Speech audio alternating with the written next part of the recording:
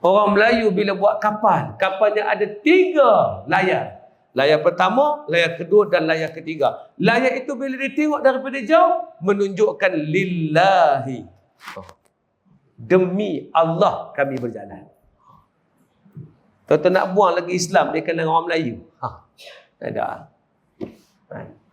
Hatta makanan dia pun ada unsur-unsur syariat, ada unsur-unsur Islam. Bila orang makan ketupat yang dianyam, tuan-tuan. Kenapa ketupat itu petak? Membayangkan yang petak itu adalah merupakan lambang Kaabah yang petak. Dan kenapa dianyam? Kerana itu maksud silaturahim. Dan kenapa dalamnya putih? Menunjukkan hati yang jernih. Di situ ada unsur sembahyang, unsur silaturahim, dan unsur hati yang murni dan baik. Tapi kita kupas bentuk darah, fikir apa pun tak dah, tuan-tuan.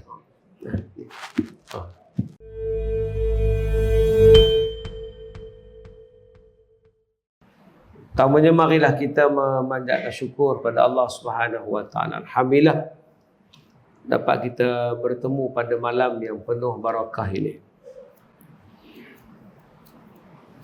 Saja saya pilih tajuk erti Hari Malaysia di sisi Islam.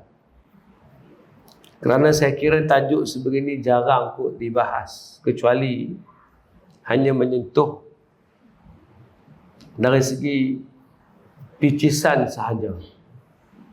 Tapi tidak dihurai apakah maksud pengertian Malaysia itu sendiri, asal usulnya, dan kenapa negara ini dinamakan dengan Malaysia, sedangkan suatu masa dulu ini dipanggil Tanah Melayu.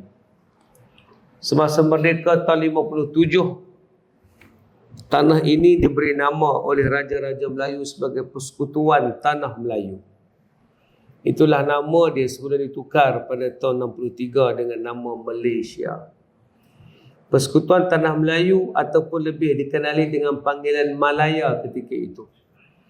Dipanggil Malaya, tapi merdeka kita dinamakan sebagai Persekutuan Tanah Melayu. Persekutuan Tanah Melayu ini adalah salah satu daripada 7 wasiat Raja-Raja Melayu yang mengkehendaki semoga nama tanah ini dinamakan dengan Tanah Melayu. Raja Melayu ini ada 7 wasiat. Antaranya adalah hendaklah tanah ini ada rizab 50% yang bukan tanah hutan, bukan tanah sungai, tanah yang boleh didiami. Mesti 50% adalah milik rizab Melayu. Yang lain tu kamu boleh share bersama.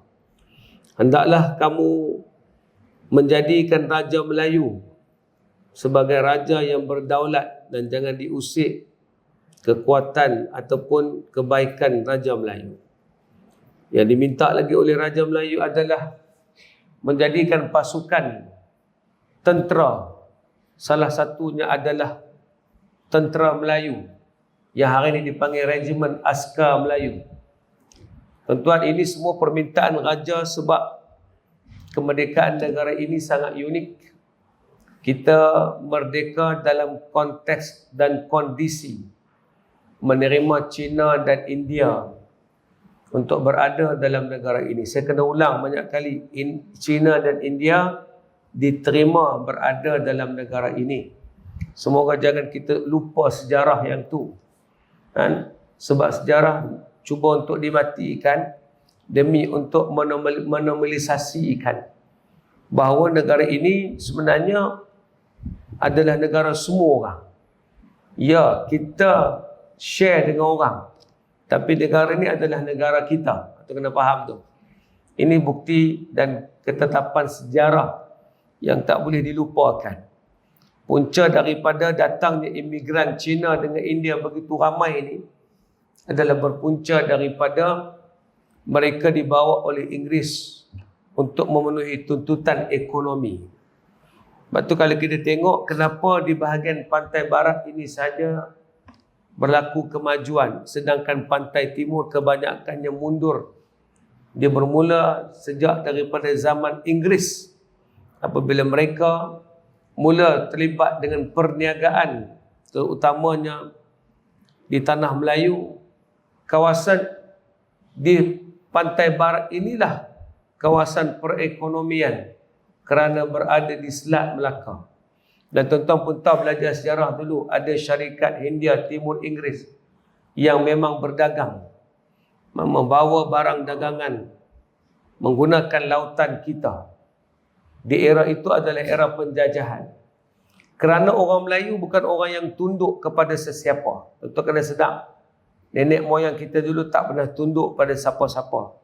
Kita memang polite, kita memang baik, kita memang diplomatik, kita memang tidak berdepan dan berlawan secara ganas. Tapi kita adalah merupakan orang yang tak pernah tunduk kepada sesiapa. Ini yang cuba disebut oleh Kapten Sharad Osborn semasa dia membawa kapal berlawan dengan tentera-tentera Islam di Kedah. Masa itu berlakunya pertempuran antara Siam dengan Kedah. Kapten Sharad Osborn tulis satu buku catatan dia semasa dia menjadi kapten kapal berperang di lautan. Dia adalah armada laut kepada kerajaan Inggeris. Semasa dia berperang di laut itulah, dan dia melihat Kedah jatuh ke tangan Inggeris. Macam mana tak jatuh? Belah atas Siam serang, belah bawah tentera Inggeris melawan. Di laut tentera Inggeris menggunakan armadanya. 3 kepungan ini sudah cukup untuk mengalahkan Islam di Kuala Kedah, tuan-tuan. Tetapi yang Kapten Sharad Osborn nak sebut, apakah perangai orang Melayu berbanding dengan bangsa lain yang pernah dijajah oleh Inggeris. Sebelum misinya menawan Kedah, Kapten Sharad Osborn dia telah menawan India. Maka tentera-tentera Inggeris, armada laut Inggeris telah berjaya menakluki India. Ketika dia menawan India, catatan Kapten Sharad Osborn kata apa? Masa kami menawan India, orang India ni tunduk kepada kami, dah tak ada maruah. Mereka sanggup menjilat kami dan mereka tak berani untuk berlawan dengan kami, minta belas kasihan. Tetapi berbeza dengan orang-orang Kedah, mereka tak pernah tunduk pada sesiapa. Walaupun sudah diisytiharkan kalah, mereka tetap berdiri berlawan, tak pernah mengaku bahawa mereka akan tunduk kepada Inggeris, walaupun tanah air mereka sudah menjadi milik Inggeris dan Siam pada masa itu. Tuan-tuan bayang tengok ni, yang menyebabkan walaupun kita diatur dengan pelbagai aturan, sampailah bila berlaku persempadanan, nak buat apakah sempadan Inggeris, apakah sempadan Siam. Ada satu jurnal yang tulis pasal persempadanan tu, tuan-tuan. Dibuat satu persempadanan, petani Naratiwak ni semua masuk ke bahagian Thailand, tuan-tuan, ataupun kerajaan Siam. Kedah di bawah ni adalah milik kepada Inggeris. Persempadanan itu dibincang khusus dengan kerajaan Siam. Tapi orang Melayu tidak pernah tunduk walaupun negara mereka telah tewas di tangan sesiapa. Inilah jati diri anak bangsa yang sepatutnya ditanam. Walaupun kita lembut, kita polite, kita memang diplomasi. Yang inilah dalam catatan kerajaan Ryukyu. Dulu kerajaan Ryukyu adalah kerajaan di Okinawa. Tuah pernah sampai di Okinawa. Kerajaan Ryukyu adalah kerajaan yang sezaman dengan kerajaan Melayu Melaka, tuan-tuan. Ryukyu beberapa kali pernah hantar surat untuk berdagang di Melaka. Ingatlah, bukan Melaka berdagang dengan Ryukyu. Ryukyu nak berdagang dengan Melaka. Ryukyu ini berada di wilayah Jepun, namanya Okinawa. Tetapi kerajaan tu kerajaan Cina, bercakap bahasa Cina. Mereka adalah merupakan orang-orang yang pernah berhubung dengan kerajaan Melaka, pernah hantar surat beberapa kali kepada Sultan Melaka untuk berdagang di Melaka. Jadi, oleh kerana tuah ni, dia adalah orang yang menjadi Laksmana Laut. Maka dia pergi sampai ke Ryukyu. Dalam catatan Ryukyu ditulis kelembutan, kebaikan, diplomatik, berbudi bahasa, sangat tinggi budi pekerti yang datang daripada Laksmana Melayu ini. Tuan-tuan, ini catatan yang saya kira kuliah pun tak pernah sebut, pengajian pun tak pernah cerita, tuan-tuan, menyebabkan kita tak pernah diberitahu siapakah kita dan apakah jati diri kita. So sempena Hari Malaysia ni kita sebut sebab apa? Nak bangkitkan semula semoga semua orang kembali sedar dia ada jati diri, dia ada kekuatan. Nak musnahkan bangsa ini bukan susah, tuan-tuan. Caranya hapuskan jati diri dia. Bagaimana nak hapuskan jati diri? Hapuskan sejarah dia. Bila mereka tak tahu pasal sejarah, mereka pun takkan tahu siapa mereka. Dan memang selama ini pun bila kita tak kaji ni semua, sejarah Malaysia ditulis dalam kacamata barat, menyebabkan hidangan ceritanya kita lemah, kita tak boleh bagi kerjasama, Melayu mudah lupa, Melayu tak pandai meniaga, Melayu orang yang bodoh, Melayu duduk tepi sungai, Melayu tak ada kekuatan, Melayu bangsa petani, Melayu adalah orang yang mudah berkotak-katik, Melayu ni dia tak peduli ke orang, dia akan mengamuk bila dia marah. Nampak? Semua definisi itu diberi oleh barat kepada kita. Siapa cerita, dia akan bagi definisi kita. Tapi bila kita tulis balik sejarah kita, dia ambil balik semua sumbernya, baru kita tahu Isabel Albert menulis bahawa orang Melayu memiliki armada laut yang sangat besar, tuan-tuan. Kevin Raleigh menyatakan bahawa orang Melayu lah yang mula-mula berlayar sampai ke Afrika, tuan-tuan.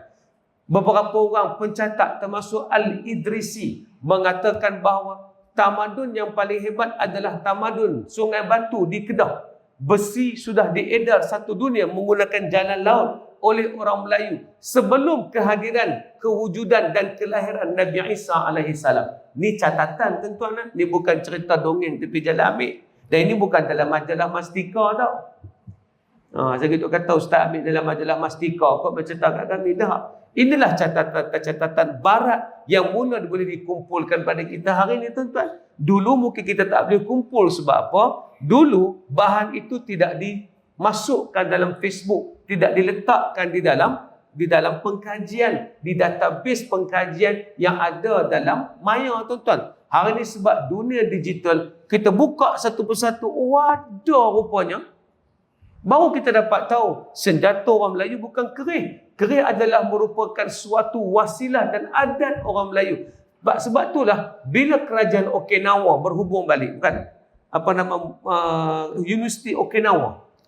Ada sebuah universiti, dia berhubung balik dengan Malaysia. Dia minta hantar delegasi pergi ke universiti tersebut. Kerana ada sebuah tempel di sana menemui satu keris yang 9 lok, tuan-tuan. Keris ni tak akan datang pada tempat lain. Keris adalah senjata Nusantara. Dia bukan senjata Jepun. Jepun tak bawa keris, tuan-tuan. Jepun samurai, tuan-tuan. Pedang. So, bila universiti ni tengok jumpa keris di sebuah tempel, di sebuah tokong, maka keris tu tahu memang mai pada tanah Melayu ataupun daripada Nusantara. Maka didapati kajian mereka, keris itu adalah zaman Kesultanan Melayu Melaka. Hasil itulah mereka minta universiti berapa orang untuk buat hubungan JB. Bila pergi ke sana, dapatlah di antaranya dibuka catatan-catatan tulisan yang menunjukkan hubungan perdagangan di antara dua daerah ini. Baru kita tahu, Tok Wan aku dulu belayar satu dunia, bukan duduk tepi sungai. Baru aku tahu rupanya keris ni bukan senjata. Ni adalah alat diplomasi. Alat yang melengkapkan pakaian orang Melayu. Sebab tu dia simpan elok. Dan keris itu sendiri hulunya adalah macam kapal. Kerana orang Melayu memang pelayar satu dunia. Satu-satunya bangsa yang menamakan dia punya land dia. Kan orang putih panggil motherland, fatherland. Kita panggil tanah air. Kenapa kita panggil tanah air? Sebab kita duduk di atas tanah dan kita memang duduk di atas air. Itu. Sebab tu kita open-minded. Sebab kita berlayar satu dunia. Sebab tu kita open-minded. Kerana orang berlayar melalui selat kita menyebabkan masuk di itu. Dan orang pun tak pernah beritahu. Kenapa sepanjang selat itu dipanggil Selat Melaka? Tak ada siapa beritahu kan? Dipanggil Selat Melaka kerana daripada Kedah sampai Linggir Riau dan depan Sumatera itu adalah kerajaan Melayu Melaka, tuan-tuan. Dan kerajaan Melaka tak pernah jatuh, tuan-tuan. Yang jatuh hanyalah kota Melaka. Lepas kota Melaka jatuh, Sultan Mahmud memindahkan kerajaannya di Sumatera. Tak ada siapa cerita. Tidak, tuan-tuan. Mana ada orang cerita? Tahu pasal apa Ustaz cerita? Sebab saya baca, saya cerita. Kenapa Ustaz baca? Sebab geram. Sebab kita tak boleh ajak anak muda kita jadi kuat pasal kita orang Melayu nak kerti apa? Tu geram. Kita bukan macam Cina tak pandai berniaga. Siapa abang? Kita ni bukan kerti, kita tak kerti buat benda. Siapa kata? Bila orang buat kajian balik, Dr. Hasanuddin Yusuf tulis satu buku lengkap, Miftah Melayu, tajuk buku tu. Cerita Islam di alam Melayu. Nak bagi tahu orang Melayu lah satu-satunya bangsa yang bertukar agama daripada agama Hindu atau Buddha masuk Islam kerana Islam sangat sesuai dengan dia. Tanda sebab pemikiran mereka dah tinggi, mereka dah bertamadun, mereka nak terima agama yang paling tamadun, namanya Islam. Sebelum tu agama Hindu. Susah nak faham, tuan-tuan. Susah nak faham. Tak boleh cerita dalam kuliah lah. Kalau cerita tu kita menghina pula agama orang lain. Tak boleh cerita. Tapi susah nak faham. Kerana bila belajar kitab Veda, bila belajar tentang kitab Buddha, kitab-kitab itu pengetahuannya ada. Tapi bila Islam datang, lebih baik. Lebih kena, lebih fitrah, tuan-tuan. Dia penduduk parti lama ada Kedah, tuan-tuan. Kedah ni adalah negara yang paling awal masuk Islam, tuan-tuan. Ya. Negeri yang paling awal masuk Islam adalah negeri Kedah, tuan-tuan. Bukannya Melaka.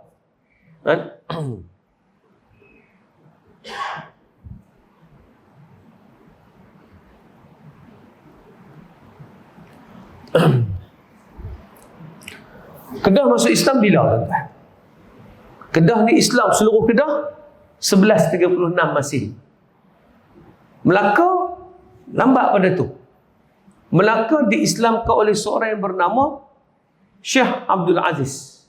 Kedah diislamkan oleh siapa? Oleh seorang syekh yang bernama Syekh Abdullah Al-Yamani.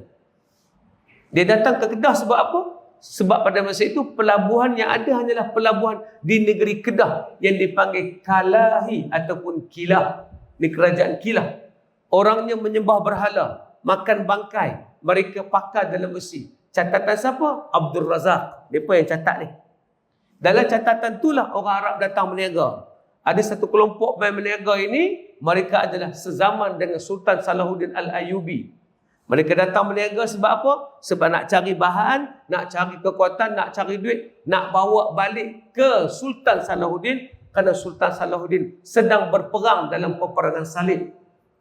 Jadi main berdagang ke sampai Nusantara, kelompok ini dipanggil pedagang Karimi.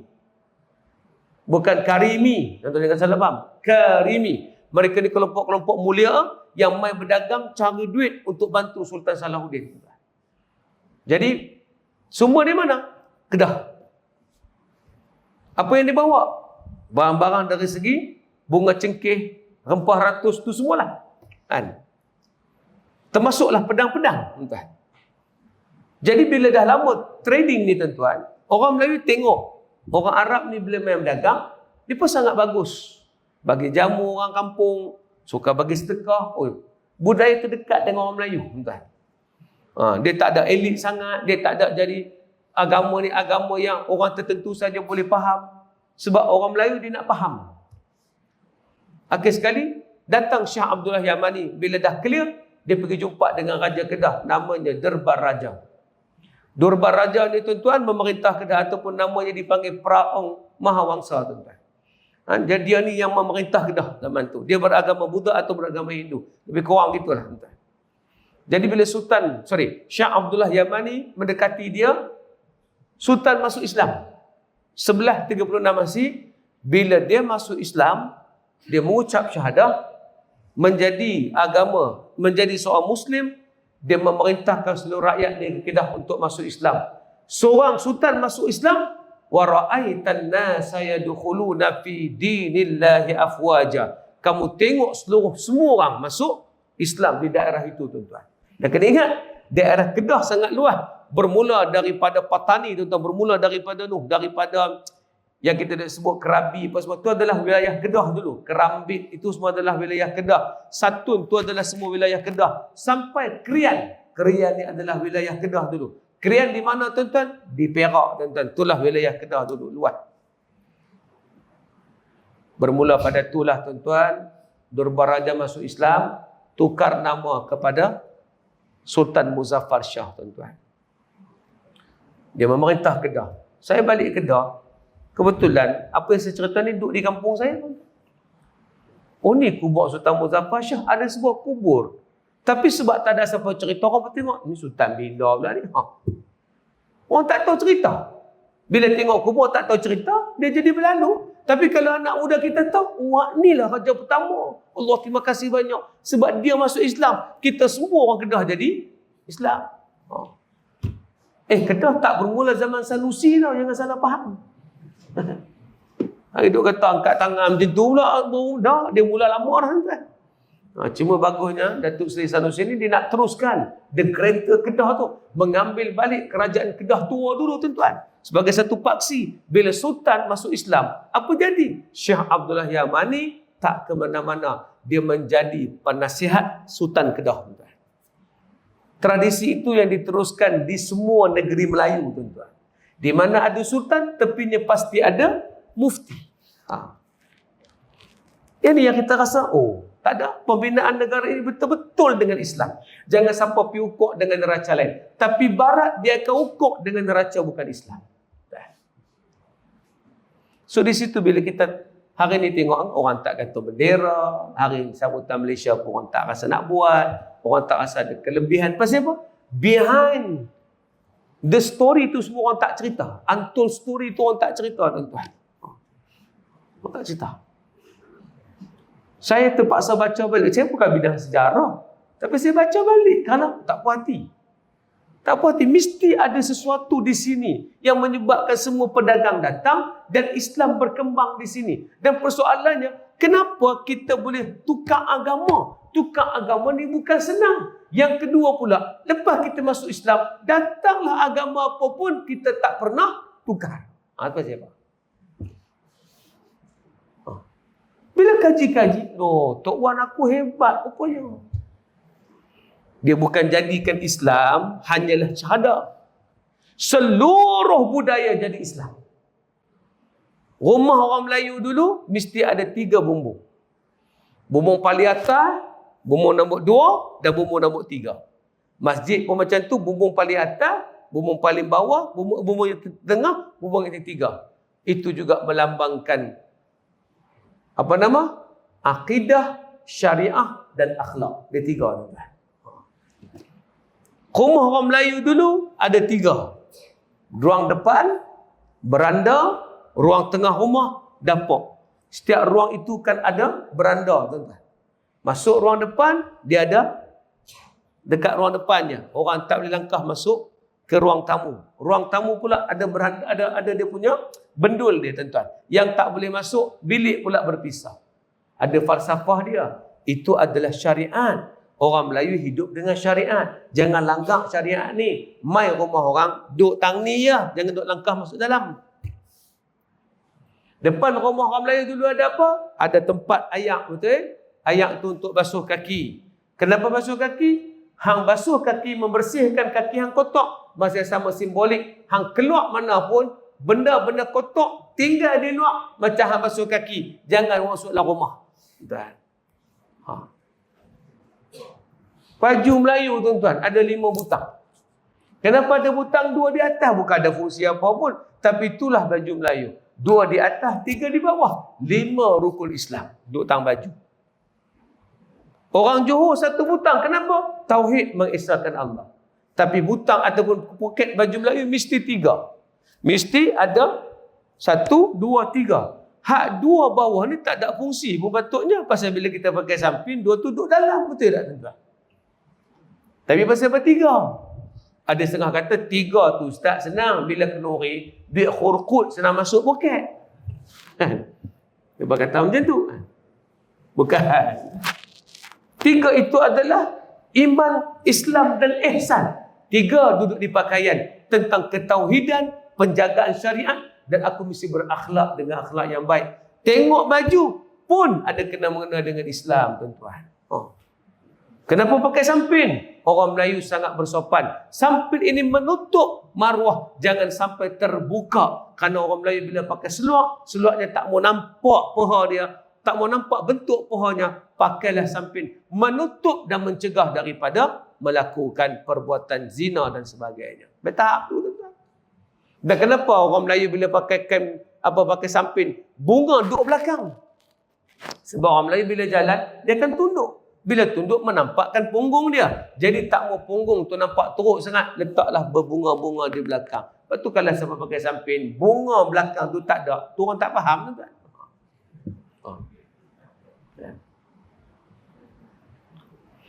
Orang Melayu bila buat kapal, kapalnya ada 3 layar. Layar pertama, layar kedua dan layar ketiga. Layar itu bila ditengok daripada jauh, menunjukkan lillahi. Demi Allah kami berjalan. Tuan-tuan nak buang lagi Islam, dia kena orang Melayu. Tak ada. Hatta makanan dia pun ada unsur-unsur syariat, ada unsur-unsur Islam. Bila orang makan ketupat yang dianyam, tuan-tuan. Kenapa ketupat tu petak? Membayangkan yang petak itu adalah merupakan lambang Kaabah yang petak. Dan kenapa dianyam? Kerana itu maksud silaturahim. Dan kenapa dalamnya putih? Menunjukkan hati yang jernih. Di situ ada unsur sembahyang, unsur silaturahim dan unsur hati yang murni dan baik. Tapi kita kupas menteri darah, fikir apa pun tak dah, tuan-tuan. Tuan-tuan, saya rasalah kalau silibus ni dibagi balik pada anak-anak kita, mereka akan kuat, mereka akan hebat, mereka tak akan minat dengan agenda yang lain. Sebab agenda Islam ni menjadikan kita kuat, tuan-tuan. Tuan-tuan akan Melaka, tak luhur Islam dia. Pernah kerajaan Rukyu tadi datang berdagang, kacau perempuan-perempuan Melayu. Tuan-tuan, paling pantang dalam alam Melayu adalah orang kacau wanita-wanita dia bila mereka berdagang. Seorang pedagang pun tak berani ganggu wanita-wanita muslimah. Mereka duduk di bawah kerudung, tuan-tuan. Mereka tak akan mudah-mudah diganggu. 80 bangsa datang berdagang, tak ada satu kes zina jadi di kalangan mereka dengan orang-orang Melayu perempuan. Hampir 100 tahun juga kerajaan ini bertahan, bermula dengan Parameswara dan hujung dengan Sultan Mahmud, tuan-tuan. Tuan-tuan, bila kita dengar cerita orang main serang Melaka, Portugis serang Melaka, tak, saya buka terus Melaka ni tak ada pertahanan kuat. Mereka main tengok-tengok, batuk terus menang. Cerita sebenar, tuan-tuan, sebelum Alfonso di Albuquerque berjaya menawan Melaka, dia kena berperang dengan tentera Melaka 3 bulan. Tuan-tuan. Sebelum dia berperang, Alfonso Albuquerque pernah jadi tentera kepada seorang lagi bernama Lopez de Esquerra, tuan-tuan. Lopez de Esquerra ini, dia pernah datang lawan Melaka. Di antara tenteranya adalah Alfonso de Albuquerque. Dalam peperangan itu, Lopez de Esquerra kalah dan mati dalam medan perang itu kerana tentera Melaka sangat kuat ketika itu. Maka lari balik Alfonso de Albuquerque menceritakan kekuatan Melaka dan macam mana nak tawan semula Melaka. Yang tu dia datang semula dengan bantuan tentera. Naik kapal kecil je, namanya Flor de Lama. Kapal Melayu bernama Jong ini besarnya 3 kali ganda berbanding kapal Flor de Lama yang dinaiki oleh Albuquerque tadi, tuan-tuan. Bila dengar tu, dia marah tu. Apa kelebihan kita? Mentadbir, kita paling pandai. 2,000 biji kapal keluar masuk dalam pelabuhan Melaka. Tak ada komplain besar kata kita tidak adil. Tak ada. Perdagangan sepanjang tahun, orang Melayu sangat hebat manage. Sampai hospital pun dah ada di Melaka. Mengambil cukai 6%, menggunakan undang-undang Islam dalam kanun Laut Melaka. Dengar macam tak penting. Kanun Laut Melaka itu adalah pemerintahan Islam. Yang 80 bangsa datang ni kena ikut peraturan Islam. Rukyu tidak dibenarkan berniaga arak. Mereka hanya boleh berniaga benda-benda halal sahaja di kota Melaka. Seorang pembesar padri daripada kerajaan Portugis datang memakai salib besar. Nak tunjuk kehebatan dia. Sultan Melaka kata, kalau hang pakai salib, hang jangan masuk ke daerah ni. Hang buang salib hang, baru hang boleh menghadap aku. Dia terpaksa buang salib dia, tuan-tuan, untuk menghadap Raja Melaka. Tuan-tuan. Tapi bila cerita Melaka, Allah. Melaka, nama Melaka sebab pokok Melaka. Celaka, betul lah. Mana boleh Melaka, nama Melaka pasal pokok Melaka. Melaka diberi nama Melaka mengikut Tun Sri Lanang kerana dia dipanggil Melaka sebab malakat, tempat semua benda ada di situ. Cari apa? Di situ. Malakat. Macam mana malakat mall tu. Itulah tempat dia, tuan-tuan. Orang tak boleh nafi. Sampai ada satu catatan paling mahal yang saya rasa tak ada siapa cerita lagi, tuan-tuan. Apa catatan paling mahal? Catatan paling mahal adalah rupanya bila Sultan Muhammad Al-Fatih menang dalam peperangan di Konstantinopel, buka saja Konstantin, perniagaan boleh tembus sampai ke Venice. Tuan-tuan, Islam bila dia buka satu daerah, peluang yang timbul adalah negara itu milik Islam dan perdagangan itu milik Islam.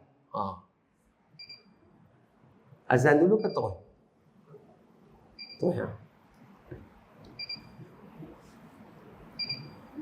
Ni saya tak cerita Malaysia tu, baru cerita sejarah tuan ni. Pasal habis lah.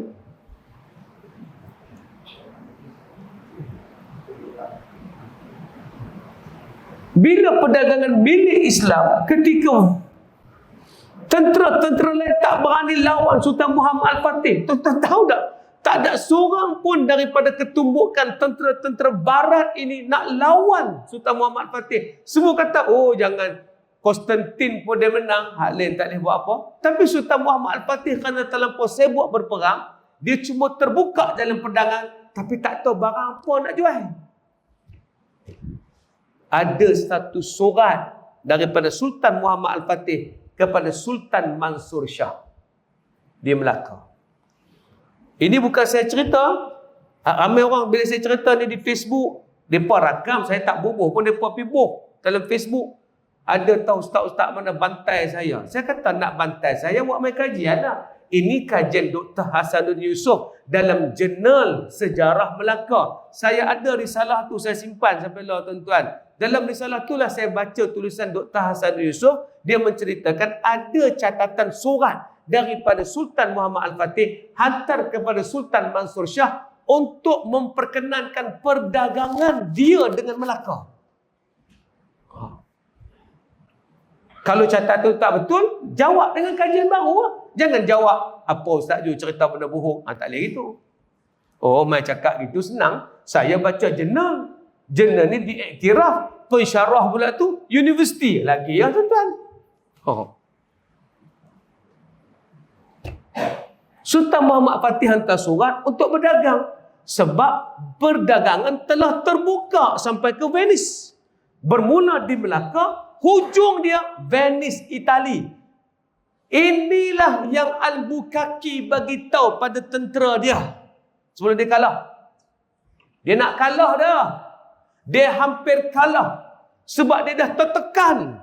Tapi dia kena bangun juga. Dia kata kalau kita kalah di wilayah ini, Islam akan sampai ke Eropah kerana dia akan sampai melalui jalan perdagangan. Bermula di Melaka, diedarkan oleh Osmaniyah. Osmaniyah bawa barang Melaka sampai ke Mekah. Di Mekah dia tersebar satu dunia. Islam akan menguasai dunia, Kristian akan mati. Ini Al-Fawzu kata. Kita kena hentikan Islam di Melaka. Jangan dia sampai ke Mekah. Maksud dia barang perdagangan.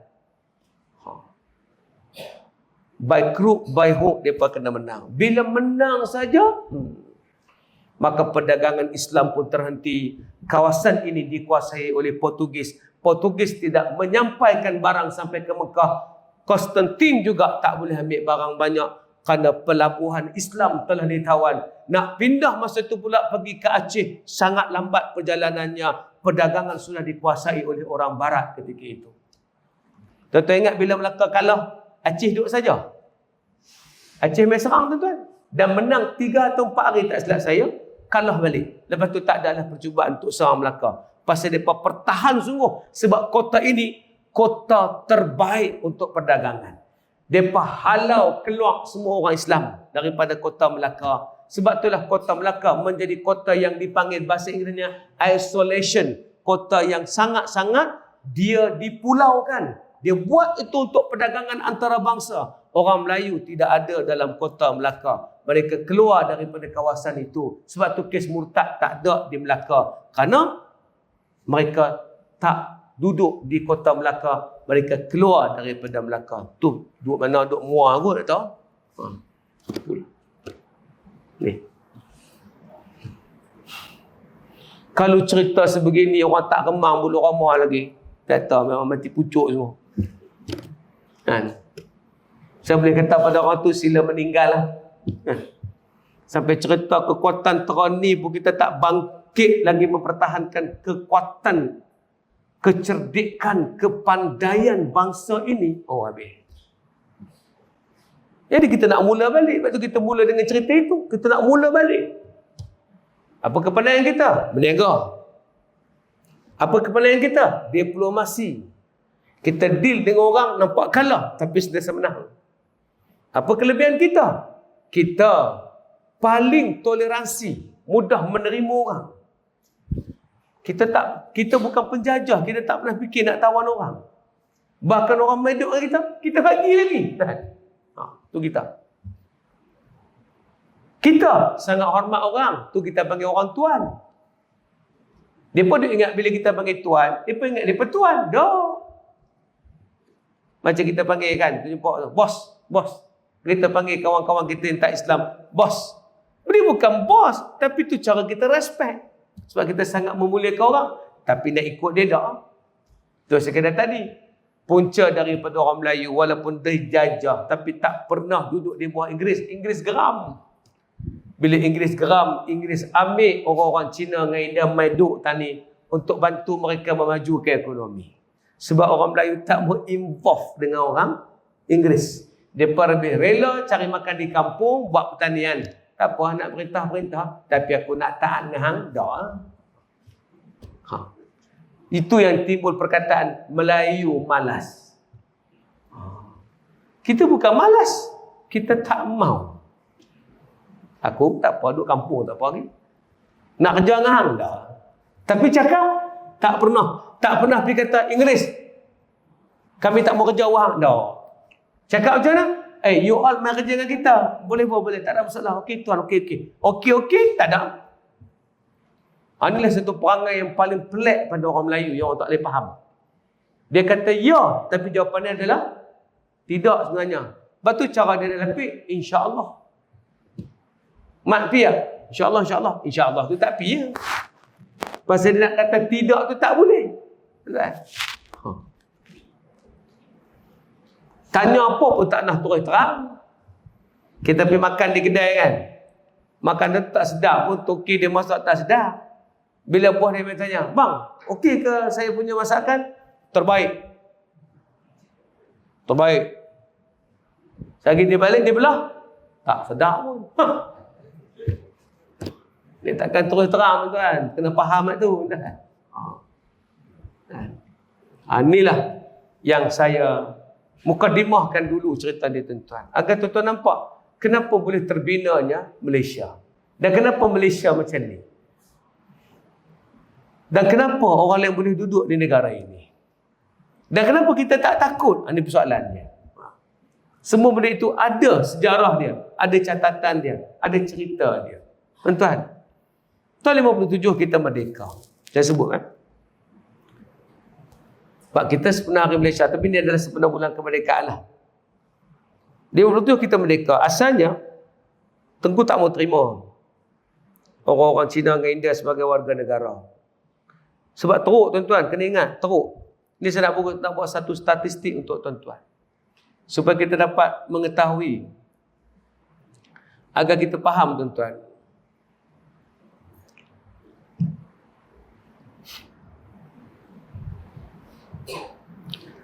Apakah komposisi kaum masa kita merdeka? Tahun 57 kita merdeka.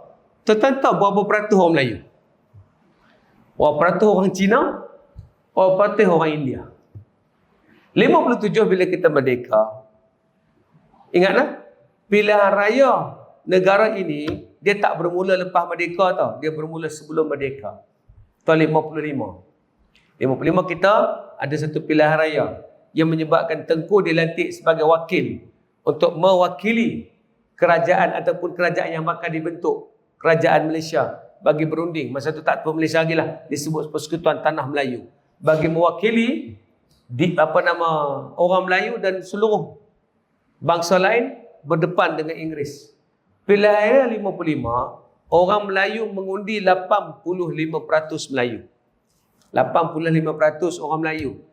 Non-Malay ataupun bukan Islam hanyalah 15% saja. Tahun 55. Ini saya tak sebut jumlah berapa juta orang. Sebab juta tak banyak. Zaman tu hanya 5-6 juta orang saja penduduk tanah Melayu. Sekarang yang 34 juta. Awal-awal dulu dia lebih kurang 6 atau 5 juta saja. 2 juta orang Melayu, 2 juta orang Cina, dan yang baki itu adalah India. Sebab sebelum itu belum masuk lagi Sabah Sarawak. Kerana Sabah Sarawak belum menganggotai tanah Melayu ketika itu. Tahun 55, jumlah orang Melayu mengundi 85%. Jumlah Cina hanyalah jumlah non-Malay adalah 15%. Bila dapat kemerdekaan, syarat kemerdekaan menerima rakan-rakan kita yang non-Muslim sebagai warga negara.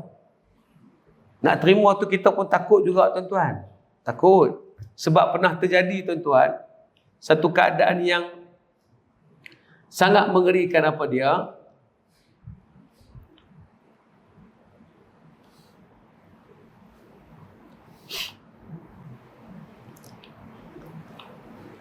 Orang Islam jadi, orang Melayu jadi minoriti di negeri dia sendiri.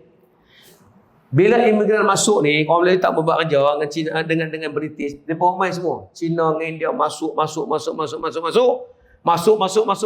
Tu tak sedap. Punya ramai masuk tuan-tuan bila buat bancian balik tahun 1931. Tahun 1931 tuan-tuan, penduduk di tanah Melayu berubah populasinya tuan-tuan. Apa dia? Jumlah orang Melayu tinggal 44.7%. 44.7%. Lebih daripada itu, 55.3% adalah orang imigran. Cina, India, pegawai kerajaan, orang-orang Eropah yang duduk dalam tanah Melayu ini, dalam bancian 31, jumlah mereka 55.3%. Orang Melayu jadi minoriti dalam tanah airnya. Berapa jumlah mereka? 44.7%. Masa tu orang Melayu dah gelabah atas sudah. Puak ni majoriti, kita jadi minoriti. Tapi tak apa. Itu tak ada warga negara lagi. Jadi tahun 55, pilihan raya menyebabkan orang Melayu 85%. Tapi pilihan raya tahun 59. Ini bahaya sikit. Pilihan raya kali kedua, tahun 59. Kerana terima dasar Jos Soli. Berapakah ramai orang Cina yang jadi warga negara dengan percuma? Ini kita kata, kita bagi percuma, takkan kita tak boleh ada hak istimewa orang Melayu. Jumlah mereka 800,000 orang. Hampir 1 juta orang dapat hak warga negara. Menyebabkan komposisi kaum berubah turun. Tahun 59 berbanding tahun 55, orang Melayu masa mengundi jadi 50%. Orang Cina dengan India jadi 40% lebih. Maknanya jumlah itu hampir sama banyak. Sebab itulah pilihan raya tahun 69 jadi rusuhan kaum. Tuan-tuan, ni. Kenapa? Kita rasa tergugat kerana jumlah kita sikit. Ni saya nak buktikan tuan-tuan. Bila negara ni merdeka, ni masa hari merdeka ni pilihan raya tak berlaku lagi. Masa kita merdeka tahun 57, komposisi kaum begini. Orang Melayu 49.8%. Orang Cina 37.2%. Orang India 11.7%. Yang balance bangsa lain 1.3. 1.3 bangsa lain, 1.3% bangsa lain, 11.7% orang India, 37.2 bangsa Cina, orang Melayu jumlahnya 49.8, tak sampai 50%. Merdeka tahun 57. Tak baik lagi. Ni tanah Melayu, negeri orang Melayu. Ekonomi dikuasai oleh rakan-rakan kita daripada bangsa Cina. Kita tak ada kekuatan kewangan. Masa Tengku nak buat apa persetujuan, Tengku kena pinjam duit MCA. MCA yang ada duit. Kan? Orang Melayu tak ada duit, tuan. Tu, duit tak ada. Jumlah pula tak stabil.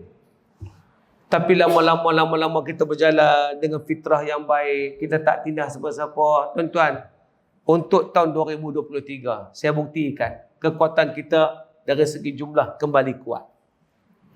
Berapakah jumlah orang Melayu dan Bumi Putera? Termasuklah Sabah Sarawak, tuan-tuan. Bumi Putera saya sebut ni. Ada yang Islam, tapi tak ramai. Dan kebanyakan Islam. Jumlah orang Melayu berbanding Merdeka dulu, jumlah kita 49.8. Lani jumlah Bumi Putera dan Melayu, tuan-tuan, jumlah mereka 70.1%. Orang Cina menurun jadi 22.6%. Orang India turun jadi 6.6%. Yang tuan-tuan tengok Sembang ramai tu 6.6 saja, tuan-tuan. Kan? Dia tak ramai, 6.6 saja. Cuma kalau Sembang tu nampak ramai, tuan-tuan. 6.6% saja. Kan? Orang Cina makin menurun, 22.6%. 2-3 tahun sebelum ni, orang Cina 24%. Oleh kerana mereka tak mahu anak ramai, mereka jadikan makin kurang, 26%. Dan hari ni orang India dulu 7%, sekarang tinggal 6.6%. Sebab mereka juga tak mahu anak ramai, tak mahu kahwin. Kita alhamdulillah masih lagi menikah, masih lagi kahwin, kenuri kenara masih hidup ada, tuan-tuan. Kira balik ya, tu kita pakai kain pelekat, senang, tuan-tuan.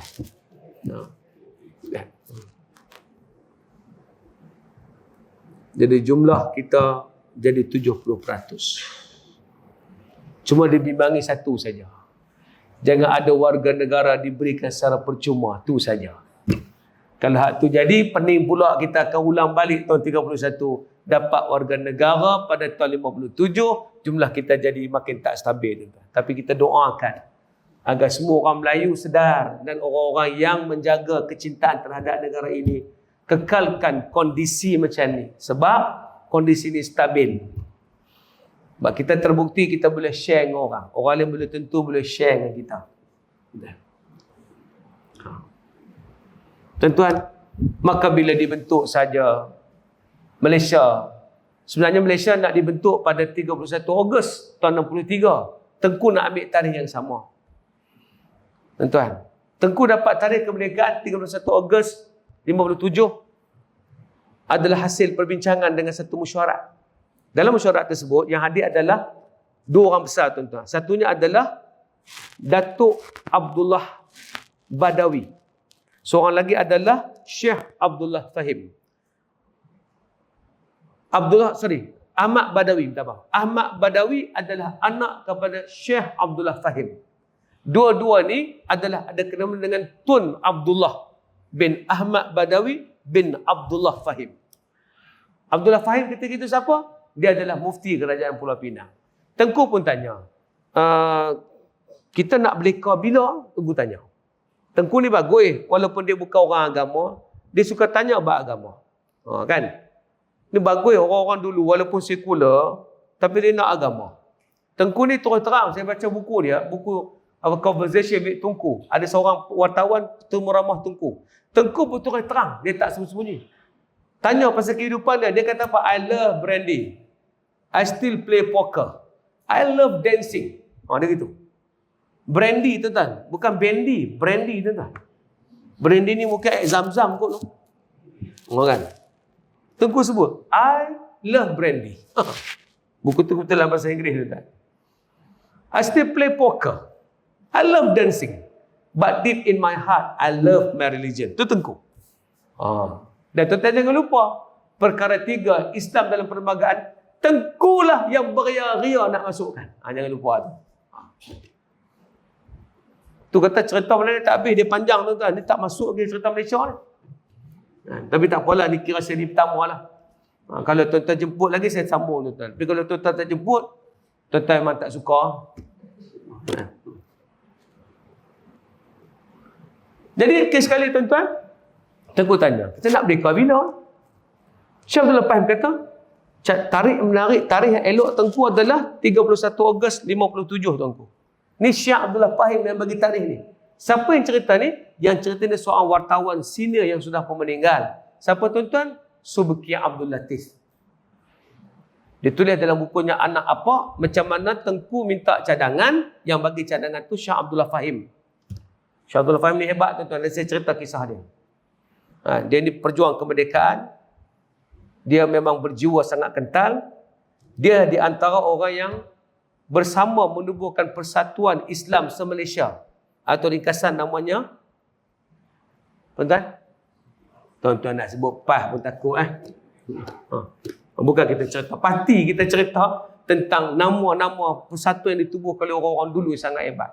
Tapi tuan-tuan jangan lupa, Syekh Abdul Fahim dia ahli UMNO tuan-tuan. Dia tidak menyertai PAS sebagai ahli. Dia memang duduk dalam UMNO, dia berjuang dalam UMNO. Sebab tu Tun Abdul Ahmad Badwi duduk dalam UMNO. Kerana Tok Wan dia dalam UMNO. Ada reason yang besar. Nanti saya cerita di masa-masanya. Dan memang dia kena berada dalam UMNO. Kerana nak bagi pandangan-pandangan kepada pemimpin-pemimpin pada masa itu yang kurang berpengetahuan agama. Syekh Abdul Fahim kata, tarikh yang paling sesuai nak merdeka 31 Ogos. Kenapa? Sebab dia adalah pakar ilmu falak. Syekh Abdul Fahim ni ilmu falak. Dia kata, tuanku, sebab semua planet sedang berada sebaris. Planet ni semua susunan dia cantik. Mereka berada sebaris. Dan tarikh ni kalau kita pakai untuk tarikh kemerdekaan, dia adalah sikit kelebihan falak. Dan Tengku kalau Inggeris tak setuju tarikh tu, ada satu lagi tarikh, lagi 5 tahun. 31 Ogos tahun 62. Itu juga tarikh yang sama. Tapi orang tua tak sabar, orang nak tahun 57 juga. Jadi, Tengku bawa tu kepada Inggeris. Inggeris setuju dengan tarikh tu. Masa nak tubuh Malaysia pun, Tengku nak 31 Ogos tahun 63. Tetapi tuan-tuan, bila Tengku isytihar nak tubuh saja Malaysia tuan-tuan, yang paling kuat menentang adalah Indonesia. Itu yang jadi konfrontasi dengan Malaysia tu. Soekarno tidak boleh menerima Malaysia ini. Satunya kerana Tengku telah mengatasi dia. Tengku telah membuat satu pengisytiharan untuk menubuhkan Malaysia, tuan-tuan.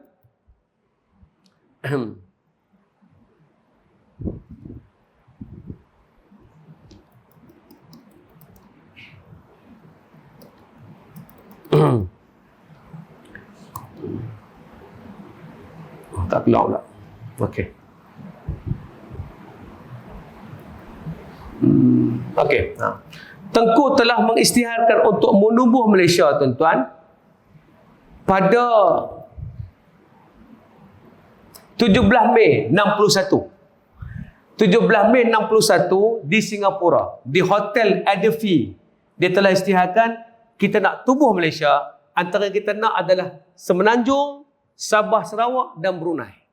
Pemikiran Tengku tak nampak Singapura. Tak nampak. Singapura Tengku tak mau masuk dalam Malaysia. Sebab masalah komposisi kaum. Kerana orang Cina di tanah Melayu sudah 37% tadi. Kalau masuk saja Singapura, mereka akan jadi majoriti orang Cina. Dan orang Melayu akan jadi minoriti. Tengku tak setuju Singapura. Pada awal lagi. Kenapa Singapura nak masuk Malaysia? Kenapa?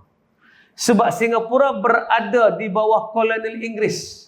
Kalau dia tak menyertai Malaysia, dia akan jadi pulau macam berada di Hong Kong yang merdeka sangat lambat. Lee Kuan Yew tahu, kalau dia tak menyertai Malaysia, dia tak akan dapat kemerdekaan percuma. Caranya, dia kena menyertai Malaysia. Dialah yang hari-hari jumpa Tengku nak pastikan Singapura boleh berada dalam Malaysia, dan apabila Singapura berada dalam Malaysia, Inggeris akan bagi kemerdekaan. Tengku tak mau. Dalam parlimen pun dah banyak bersidang. Masa tu Profesor Zul. Profesor Zul Muhammad kata jangan masuk ke Singapura, akan menyebabkan jadi masalah lain. Kaum tidak stabil nanti. Sebab orang Cina berada di Singapura 80%. Jumlah itu sudah cukup untuk mengatasi jumlah orang Melayu yang masa tu bukan beranak tak kerak, beranak mati. Pasal beranak di rumah, lepas hospital tak bagi beranak di rumah, hari ni beranak hidup. Anak saya pun 15 orang, anak tuan berapa? Tu jenis anak semua. Anak. Cucu, alhamdulillah. Cucu pun dah 6 orang. Mereka semua esok, bila dah besar, nikah seorang 4. Betul tak, adik? Nampak tak?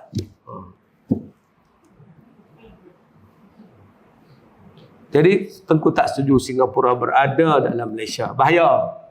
Tapi Tengku terpaksa terima kerana Lee Kuan Yew memainkan peranan besar. Dia kata, Tengku kalau tak terima Singapura akan dimenangi oleh parti komunis. Komunis akan tawan Singapura. Tengku tak boleh dengar komunis. Sebab dia pernah bertemu dengan Chimping. Chimping tunjuk nak lawan. Dan Tengku kata, marilah join Malaysia. Bubarkan parti komunis. Duduk dalam tanah Melayu. Tahun 55, rundingan di Baling. Disebut dah. Pada Chimping. Chimping, tuan-tuan, komunis bukan masalah Cina. Yang datang bersama Chimping adalah Rashid Maidin. Tuan-tuan kena faham. Ada orang Melayu. Ada rejim 10 Melayu. Tuan-tuan. Abdullah Sidi dalam tu. Ada 2-3 orang. Syamsyah Fakih. Ni semua orang Melayu. Tuan-tuan jangan kata perjuangan komunis, perjuangan Cina. Ada. Perjuangan semua bangsa. Tapi caranya adalah nak berjuang dengan cara komunis. Masa jumpa itulah Tengku kata bubarlah parti komunis. Apa jawab Chimping? Boleh. Kami akan bubar parti komunis. Tapi kami nak daftar parti komunis untuk menyertai pilihan raya. Tengku tutup terus perbincangan. Tak ada. Macam ni tak. Masuk sebelah hutan, kita lawan. Tengku tak boleh dengar komunis. Dengar Singapura dia diambil alih oleh komunis, maka Tengku kata, okeylah, join Malaysia untuk menghapuskan komunis yang berada di Singapura. Berjaya bersama Malaysia, tuan-tuan. Cuma masalahnya adalah Lee Kuan Yew tidak pernah berhenti berfikir selain hanya menguasai Singapura. Lee Kuan Yew ingin menjadi Perdana Menteri. Itu cerita lain, tuan-tuan. Nanti kita cerita. Bila tuan-tuan jemput lah. Kalau tuan-tuan pun takut nak jemput, jeletik banyak, bimbang, payah, tuan-tuan. Ni sejarah, tuan-tuan. Bukan cerita kita kata ke orang. Ni sejarah, tuan-tuan. Tengku jumpa dengan Sultan Brunei. Mereka kita, Sultan Brunei setuju. Dia nak masuk Malaysia. Tapi parti-parti di Brunei tidak setuju. Mereka tak mau menyertai Malaysia. Apa jadi bila Brunei tidak menyertai Malaysia? Brunei mendapat kemerdekaan sangat lambat. Dia dapat kemerdekaan daripada British tahun 1984. Ini di antara negara lambat mereka. Tapi dia ada kelebihan. Apa dia?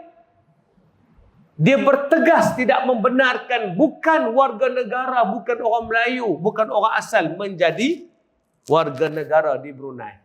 Semua orang Cina dan India yang sebelum ini adalah orang-orang daripada yang Inggeris bawa. Di Brunei, mereka hanya mendapat penduduk tetap. Mereka tak boleh mengundi. Mereka tak boleh miliki apa-apa. Mereka hanya di penduduk tetap. Cuma mereka merdeka lambat. Tu ya. Tapi kita tak boleh merdeka lambat. Kita sangat bahaya. Tuan-tuan, 84 ni zaman bila? Zaman Tun Dr. Mahathir dah jadi Perdana Menteri. Jauh dah, tuan-tuan. Barulah Brunei merdeka. Brunei tak setuju, jadi tinggallah Singapura, Sabah dan Sarawak, tuan-tuan. Teratur pun Soekarno mengamuk, tuan-tuan. Apabila diisytiharkan nak buat kemerdekaan 31 Ogos, tuan-tuan, bila diisytiharkan untuk buat kemerdekaan, tuan-tuan, 31 Ogos, tak boleh Filipin lawan. Sebab Filipin nampak Sabah adalah milik dia. Tuan-tuan jangan lupa, sejarah dulu Filipina itu adalah kerajaan Islam. Manila itu adalah kerajaan Islam. Tapi kerana Kristian berjaya menawan Manila, memurtadkan orang, habis Manila dan Filipin, tuan-tuan. Tinggal Mindanao saja, tuan-tuan. Sabah, Filipin tuntut dia punya. Sebenarnya Soekarno dah ada satu pencangan untuk menubuhkan Indonesia Raya ataupun Melayu Raya. Termasuklah Semenanjung, Sabah, Sarawak nak disatukan di bawah Melayu Raya. Bila Tengku potong tangkona, marah dia. Dan Tengku pula pakai nama Malaysia, lagi dia marah. Sebab Malaysia ni perkataan yang sudah lama dikenali. Malaysia ini adalah perkataan yang membayangkan Nusantara oleh orang-orang yang datang ke sini. Malaysia, Nusantara. Tiba-tiba Tengku ambil nama tu bubuh ke atas sebuah daerah kecil, lagi marah. Soekarno pun isytiharkan akan mengganyang Malaysia pada 25 September tahun 63, tak lama tuan-tuan. Ni, Konfederasi Timur Teruk ni hantar tentera mai. Tapi Tengku bertenang, itu bagus. Hamailah tentera macam mana? Oh, tentera mai. Tengku tak lawan. Dia pergi ke mereka. Yang nak pertahankan Malaysia siapa dia? Tentera-tentera daripada Commonwealth, tuan-tuan. Tentera Australia, tentera British yang mari mempertahankan, akhir sekali tentera ni mati. Tentera Malaysia relax, tuan-tuan. Nampak? Tu orang marah kita tak menjawab. Sampai di Indonesia, bendera Malaysia dibakar, tuan-tuan. Tengku ajak dia buat demonstrasi. Jom kita pijak bendera Indonesia. Apa Tengku kata? Tak sahlah duk pijak pun bendera negara orang. Tak elok macam tu. Hampa cari pasal apa? Oleh kerana Tengku tak menjawab sepatah pun, tuan-tuan, tak bertindak apa pun, lalah yang menjatuhkan Soekarno. Siapa? Yang menjatuhkan Soekarno adalah Suharto sendiri.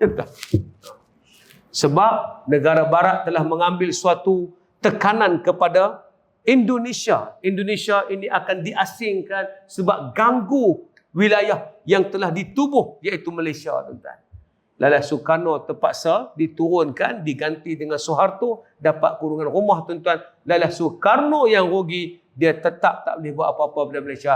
Apa cara orang Malaysia bertindak? Baik pergi kat dia. Nampak macam lemah, betul? Tapi tak.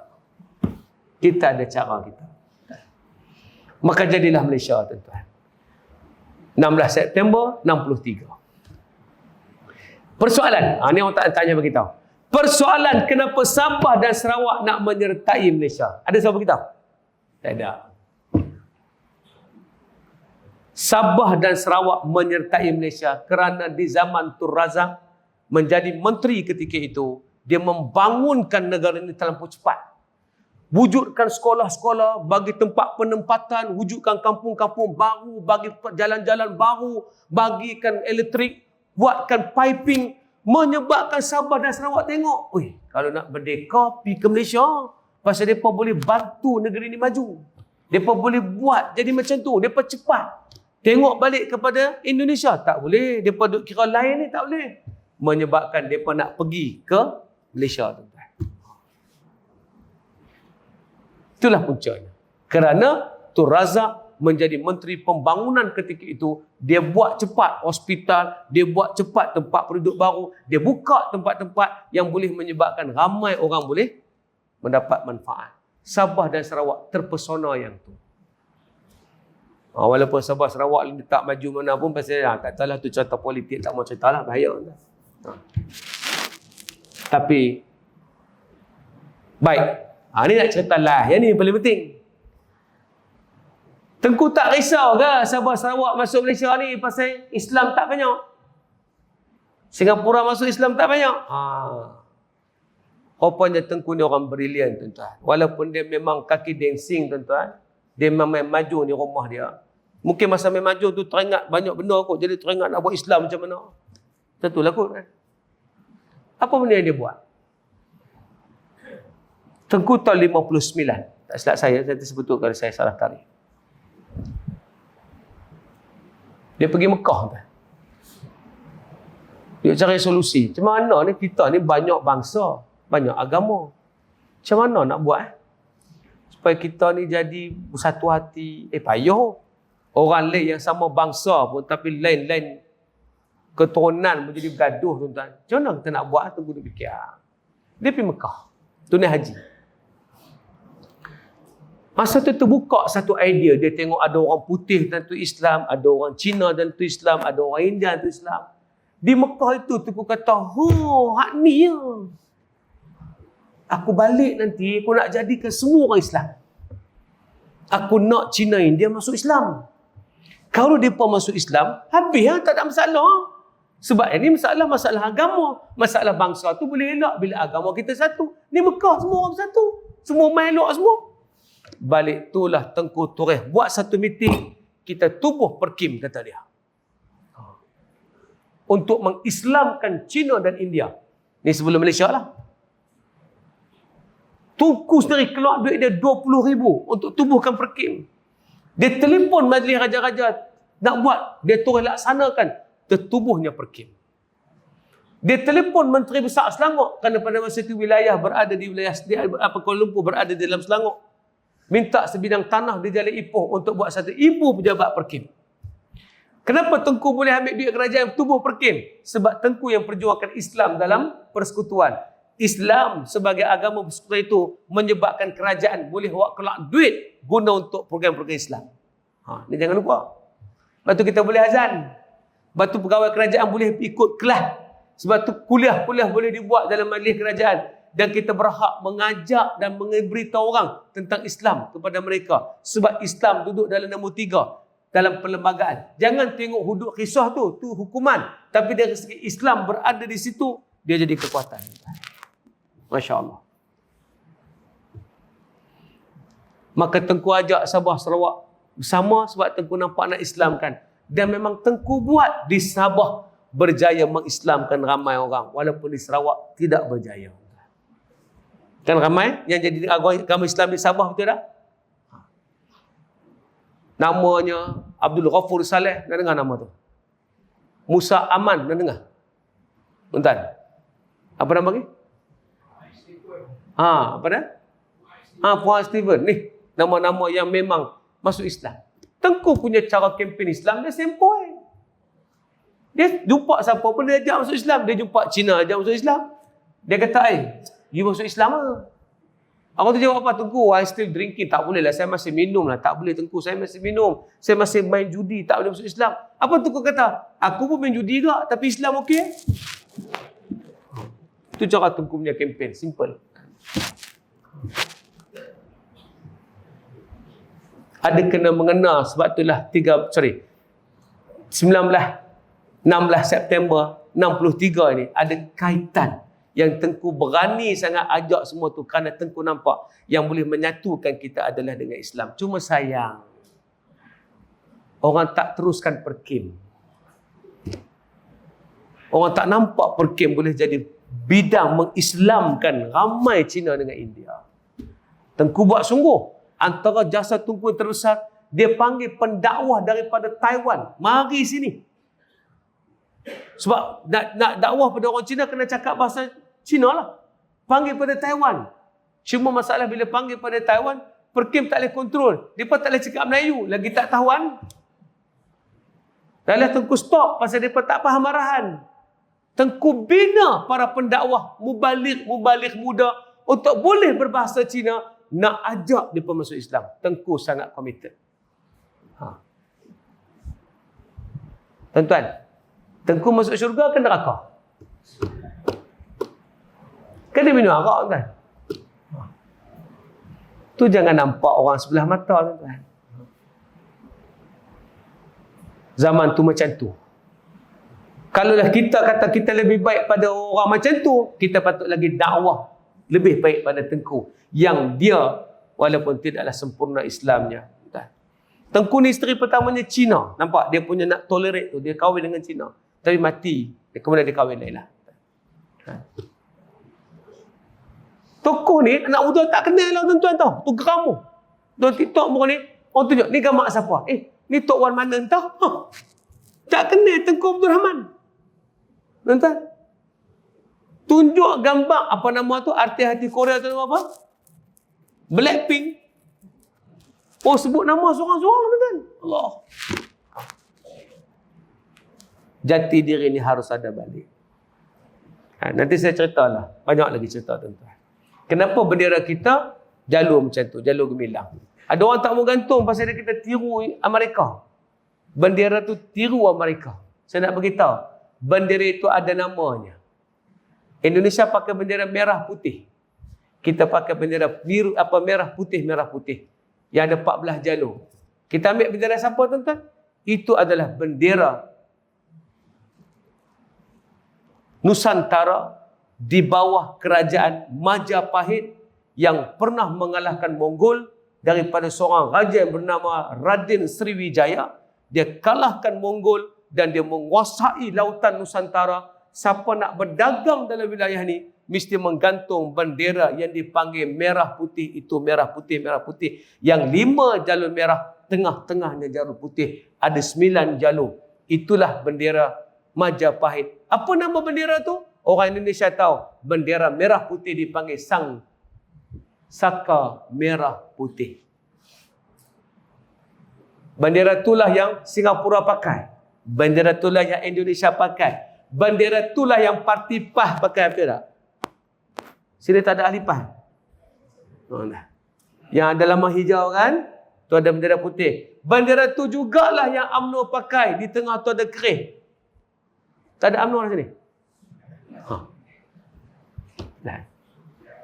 So fikir habis lah. Sang Saka Merah Putih. Itu bendera Majapahit yang diasaskan. Kita pakai satu lagi bendera. Apa nama bendera tu dalam kerajaan Majapahit?